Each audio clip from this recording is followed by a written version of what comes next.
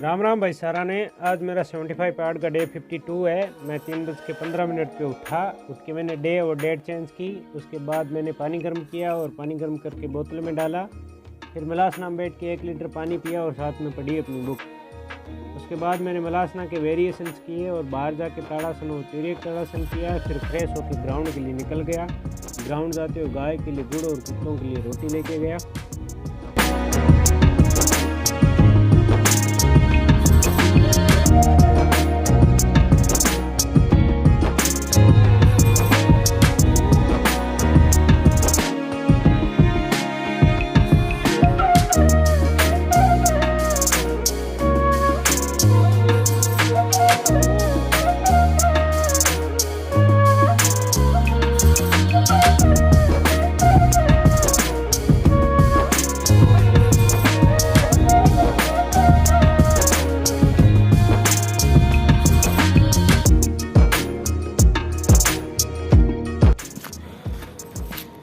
राम राम भाई सारा ने। आज मेरा 75 वार्ड का डे 52 है और मैं मॉर्निंग आउटडोर वर्कआउट के लिए ग्राउंड आ गया हूँ गाइस। तो भाई लोग, प्रॉब्लम बड़ी हो गई है कि आज डे 52 है और डे 49 का वीडियो अपलोडिंग जो प्रोसेस में डाला हुआ था वो यूट्यूब पे अपलोड होने से पहले अटक गया है। तो कल उसको फिर से अपलोड करना होगा। और कल डे 51 का इवनिंग का जो जिम का वीडियो है वो भी हम अपने फ़ोन में नहीं बना पाए थे, किसी फ्रेंड के फ़ोन में बनाया और उससे टेलीग्राम पे मंगवाया है। तो वो आज हम डाउनलोड करके उसको एडिट करेंगे। तो वीडियो बहुत सारा पेंडिंग हो गया है, तो फ़ोन के लिए थोड़ा सा स्टोरेज निकाला है, एडजस्ट किया। टैब में क्लास थी वो डिलीट करके, तो वो क्लास फिर से डाउनलोड करने लाइब्रेरी जाना होगा क्योंकि नेट अवेलेबल नहीं है हमारे पास 5G, और अपलोडिंग के लिए भी लाइब्रेरी जाना होगा। तो गाइस, करते आज का वर्कआउट, वही रूटीन दोहराएंगे। पहले वार्म अप करके रनिंग करेंगे और उसके बाद अपनी एब्स की एक्सरसाइज करेंगे। लेकिन आज फिर नई वीडियो बना पाएंगे, सॉरी गाइस। करते आज का workout. Have a nice day. चलते ग्राउंड के अंदर।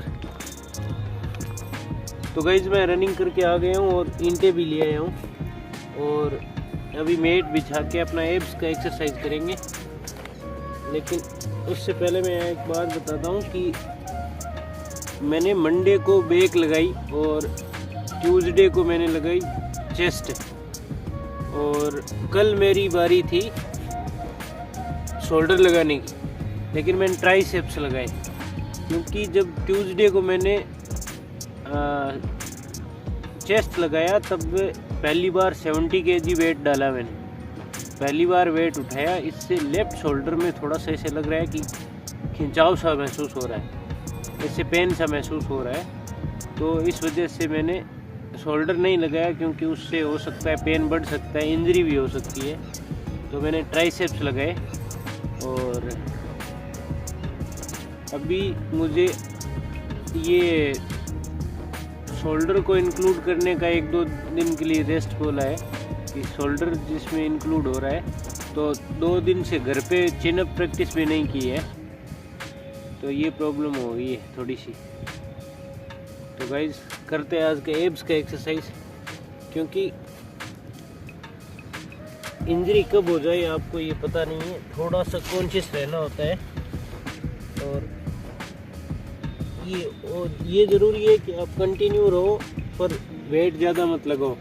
वो वेट भी एक तरीके से मैंने 70 kg मूर्खता में डाला था क्योंकि साथ वाला बंदा उतना वेट लगा रहा था, तो मैंने भी लगा दिया। लगाने में कोई इशू नहीं है, लेकिन आप जब है ना फिजिकल रूप से एक्टिव नहीं रहते हो तो इसमें ऐसे मूर्खता नहीं करनी चाहिए, ग्रेजुअली इम्प्रूव करना चाहिए। तो मैंने थोड़ी सी मूर्खता की है इसमें, 70 kg वेट लगाया, जिससे मतलब मैंने कई लोगों से पूछा तो वो ये बताते हैं जिम में कि ये लेफ़्ट शोल्डर का इशू रहता ही रहता है। सबसे पहले अगर कहीं पे दिक्कत आती है तो लेफ़्ट शोल्डर में ही आती है जिम में। तो यानी जो लेफ्ट हैंडर नहीं है उनके, जो लेफ्ट हैंडर है उनकी राइट शोल्डर में आ सकती है। तो भाई ये इशू है। तो जब भी आप भी कोई वेट लगाओ तो ग्रेजुअली इम्प्रूव करो, दूसरों को देख के मत करो। क्योंकि मैं लगा तो दिया मैंने 70 kg, पर वो है ना कि ग्रेजुअली इम्प्रूवमेंट की ज़रूरत मुझे 65 kg की थी। मैंने 70 kg एक दिन एक्स्ट्रा में, यानी नेक्स्ट टाइम मैं जब टेस्ट लगाता तब 70 kg लगाना था मुझे, लेकिन इस बार ही मैंने 70 kg डाल लिया, जो कि नहीं डालना चाहिए। तो गाइस उम्मीद करते हैं कि शोल्डर में किसी भी तरीके की इंजरी ना हो, ये रिकवर हो जाए। और अभी करते हैं अपना एब्स का एक्सरसाइज, और क्लिप्स नहीं बना पाएंगे, इतना जो स्टोरेज है वो हमने जुगाड़ किया। अभी भी रेड सिग्नल बार बार ऐसे आ रहा है कि मतलब स्टोरेज लो स्टोरेज का पॉपअप आ रहा है। तो गाइस करते हैं अपना एब्स का exercise. Thank you, have a nice day.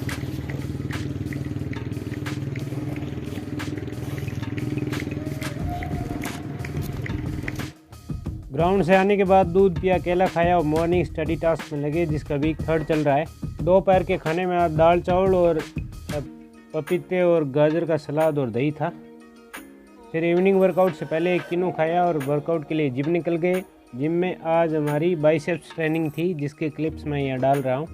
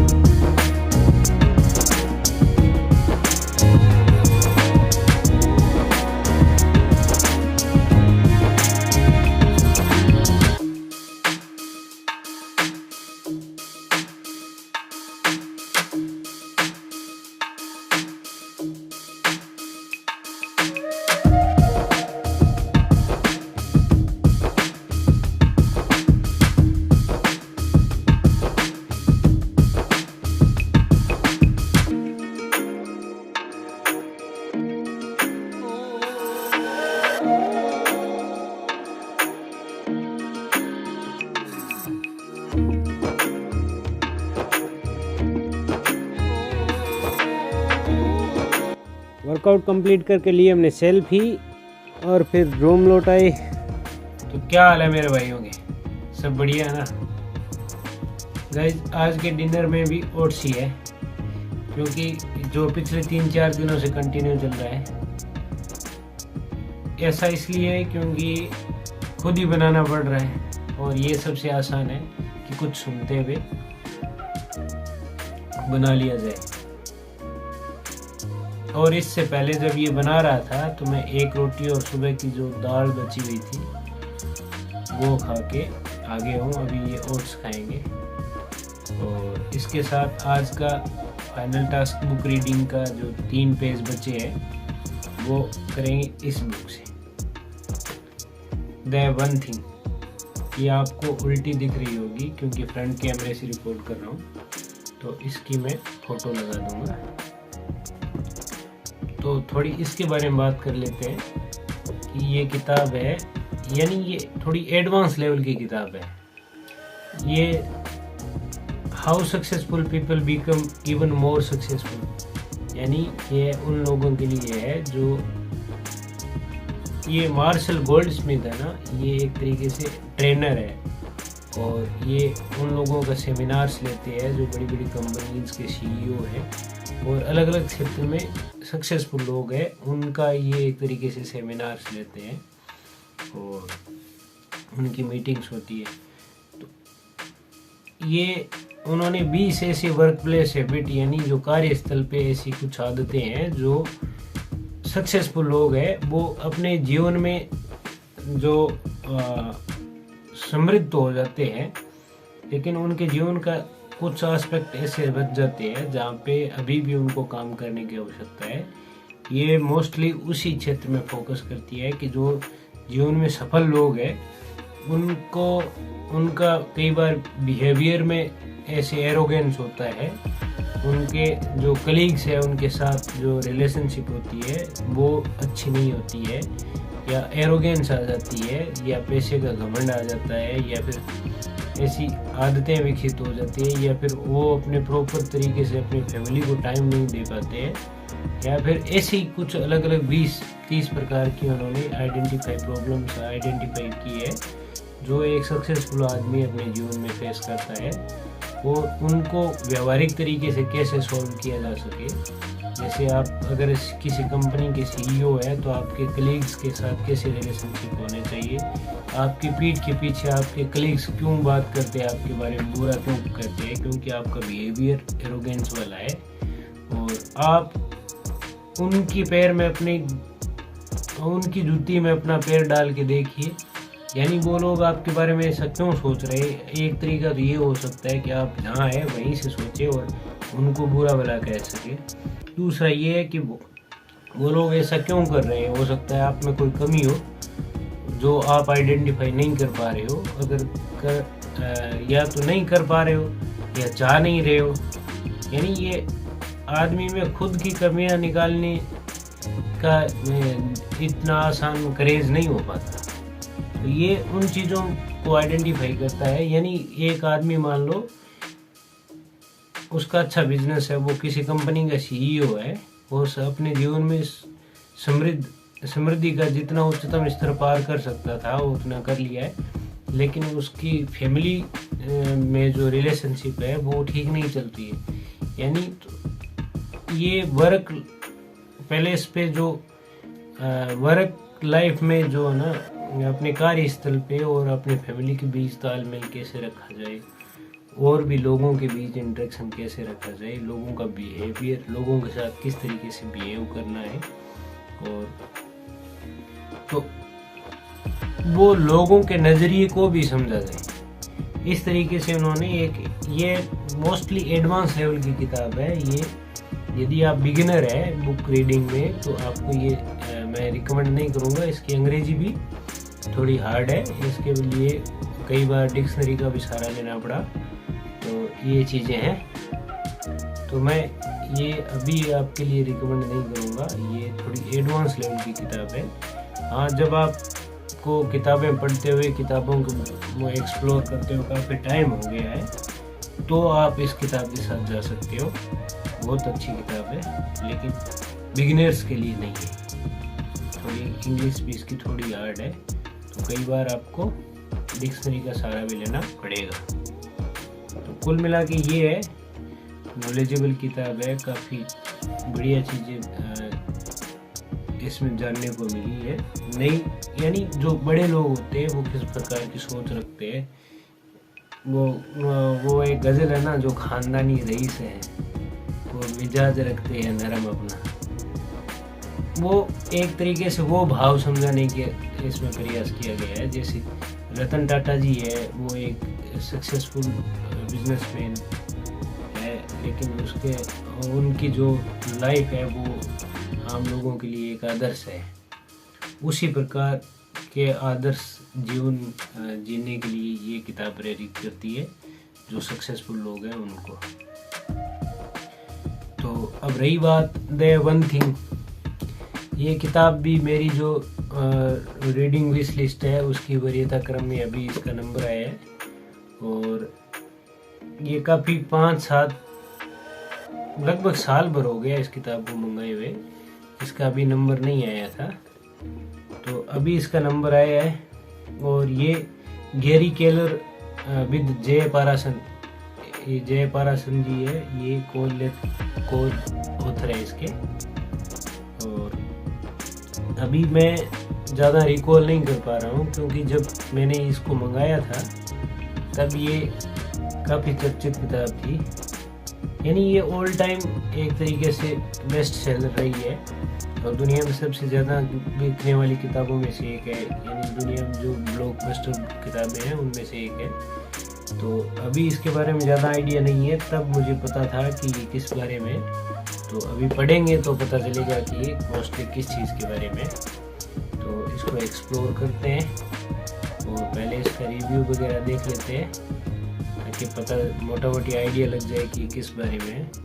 यानी वैसे तो ये है कि डे वन थिंग, अपने जीवन में एक ऐसा वो चीज़ खोजो जो आपको, यानी एक वो कहते हैं ना, एक जीवन में कुछ ना कुछ ऐसा होता है, एक चीज़ ऐसी होती है जो आपका पावर होता है, आपकी मतलब स्ट्रेंथ होती है। वो एक ऐसा रहस्य खोजिए अपने जीवन में, वो चीज़ निकाल लीजिए जिसके लिए आप बने हो। मोटा मोटी ये उस चीज़ के बारे में।